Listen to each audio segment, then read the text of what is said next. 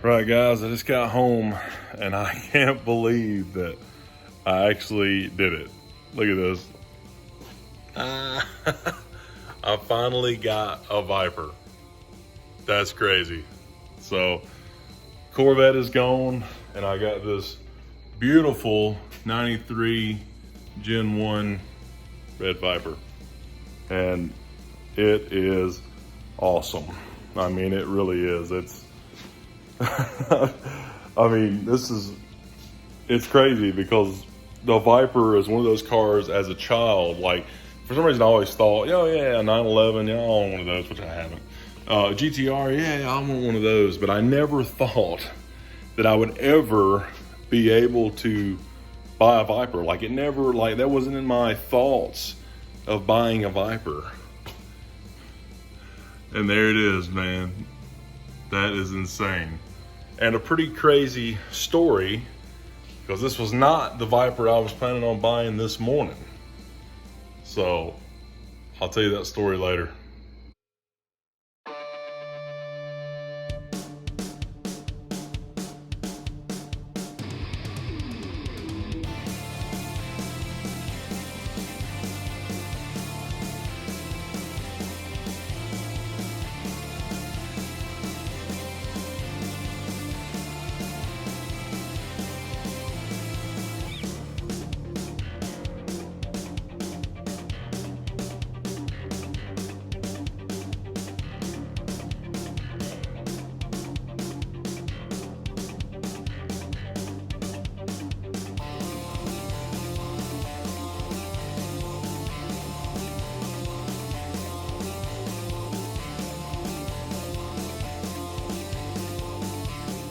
All right, guys, so here's the story about this Viper. So the Viper I was planning on buying was the one from the other video. When I bought the Corvette, they still had that Viper. I was planning on going back and getting it. I couldn't make financing work out the first time. We had just refinanced our house and some other stuff.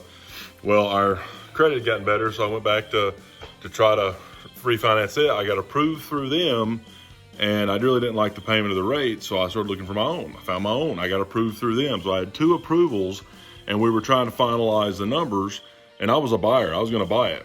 Well, that next Monday, I was planning on going down there and signing the paperwork, and they called me that Monday and said, hey, the car's gone. We sold it. One of this other sales reps sold it.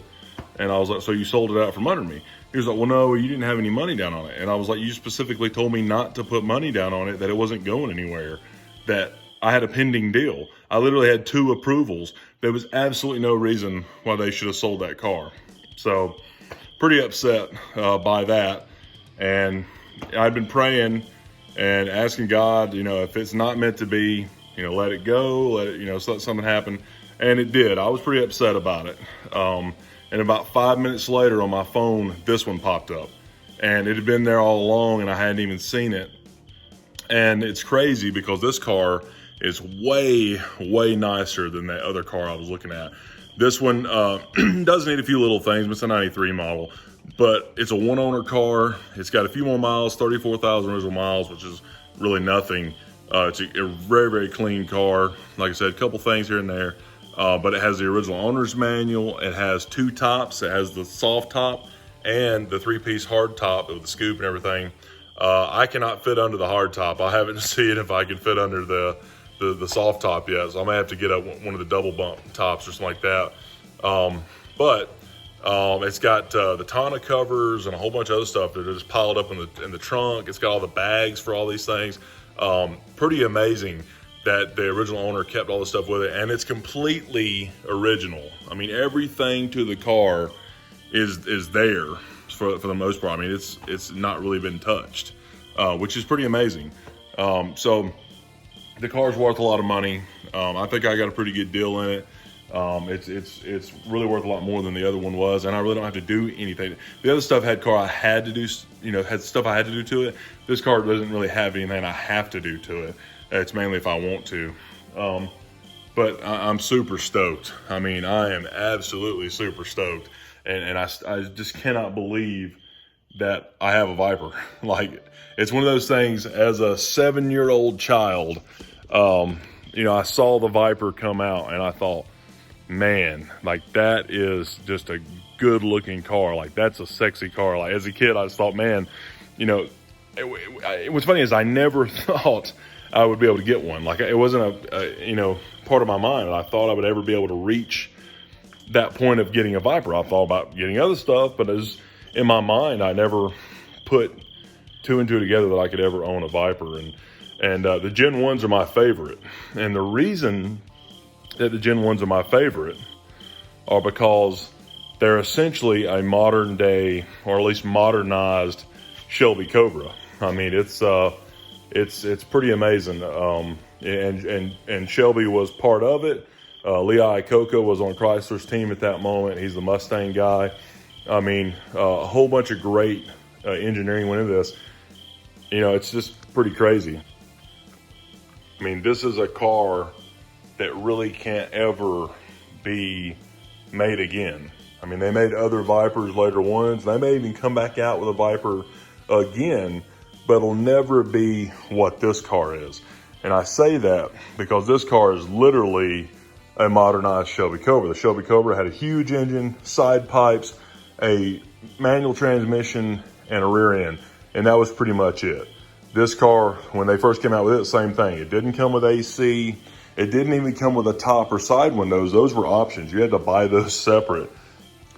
So on the inside, pretty bare bones. I mean, you did get, leather seats, mostly plastic everywhere else, but still for the time was a pretty good interior. White face gauges, very racy, a racing steering wheel, no airbags here, none over there. I mean, it's very, very stripped down, and luckily it came with a radio, but you could even get that deleted, I'm sure, because they sold block-off plates and everything else. And it's really just an all-out crazy car. There's no electronic stops. There's nothing electronically that's going to stop you from running this thing straight through a wall, which is pretty crazy. I mean, it's 400 horsepower, and you'll hear this a lot. It's a different kind of horsepower. So even though the Vet had 430, it didn't feel as powerful as this thing is. And that's because horsepower numbers really don't matter that much. What matters is torque. That's the seat of the pants power. And this thing has 465 foot-pounds of torque at 3,600 RPM. And it makes 400 torque at 2,000 RPM.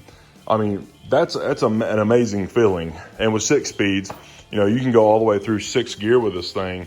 And in 6 gear, I mean, it feels pretty gutless. I mean, you can get on the highway and cruise all that you want, and it does pretty good, and seems to be okay gas mileage for the most part.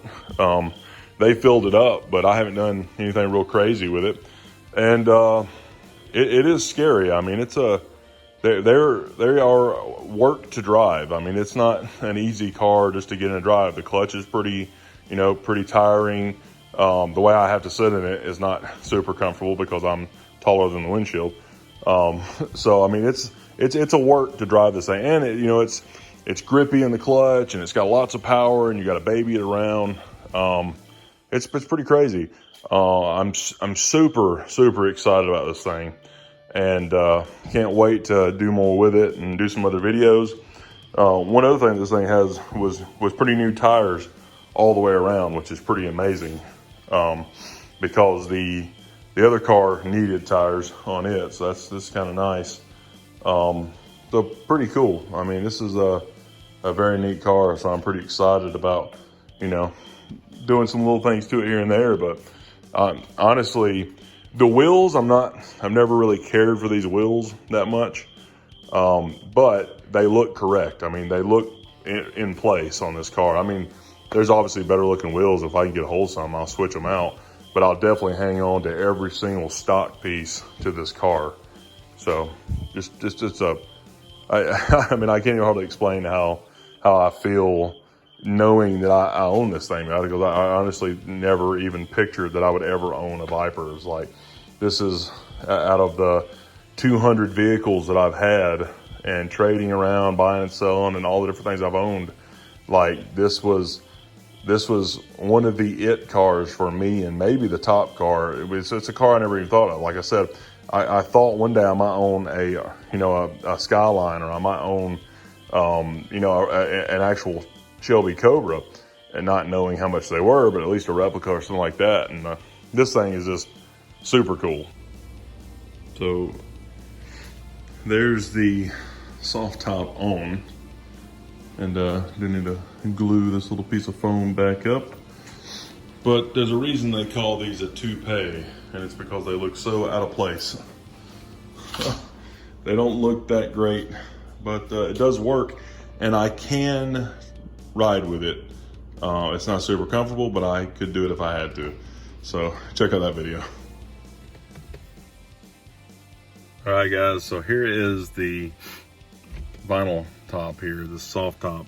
And I can actually work with this. My head is barely touching it right now, and if I try to stretch out and sit up normal, it's pretty close. But if I gangster lean on it, you know, I think I could definitely drive this around. It's not too bad. So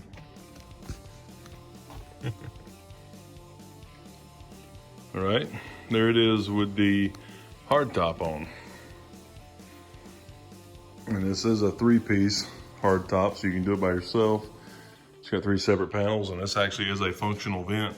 It's got 2 little plugs you can take out that pulls air down on the occupants, which is kind of crazy. And this thing is even tighter. So, but it actually don't look too bad. It actually don't have, you know, it actually looks kind of good with the hard top on there. I wish that they had brought it up just a little bit higher, because this roof line cuts down really, really far. If they'd have brought it up and over the top part, like some of the other rails, and gave it just a tiny bit more headroom, I could probably deal with it, but it's just really tight in here. Check it out. All right, guys, this is the hard top on, and it wouldn't be as bad, but because it is a 3-piece, you've got this bar running right through here to give it some rigidity, and then there's this little like metal, it's really hard to see because it's so dark in here, but there's this metal thing that hangs down, and my head keeps knocking on it just because it's there. So this would get super annoying where it's at. So I don't know if I could make this work at all.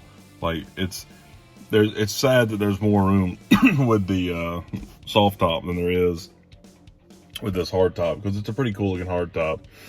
But if y'all know anything on this hard top or any information on it, send me some stuff on it, because I haven't seen another one of these out there. So, and I may end up putting this one up for sale, I'm not sure. So anyways, let me know. I'm glad y'all watched this, and I appreciate everything. I feel extremely blessed to have what I have, and to have y'all watching these videos and enjoying this stuff, and the feedback I get from y'all. It really is truly a blessing, and I appreciate it, each and every one of you. So hopefully you stay along with me, and I still got the Del Sol here, and essentially this is a Del Sol with just a few more cylinders added. So what's funny is if I get the Del Sol painted this same color red, that would be awesome, and then drive them back and forth and see if people realize which car I'm in. The Dodge truck up there, it's kind of dark out here. Still got it. Still got my 66 Mustang, which I still have work to do to it. Still got the Bronco, working on it. It actually needs a fuel pump right now, I think. So little things here and there. What's funny is Dodge, I've had a few Dodges and a few Chryslers, a few Jeeps in the past, but Dodge has never been my top, make that I like. I mean, I don't dislike them, but what's funny is now I've got 3. So we've got this truck. We've got this car. We've got my wife's car, which is a Dodge Journey. And then we got that 86 Dodge D150. So it's kind of funny. So anyways, hope you enjoyed the video. Hope you like the car. I'd love to hear what y'all think about it and go from there. Thanks.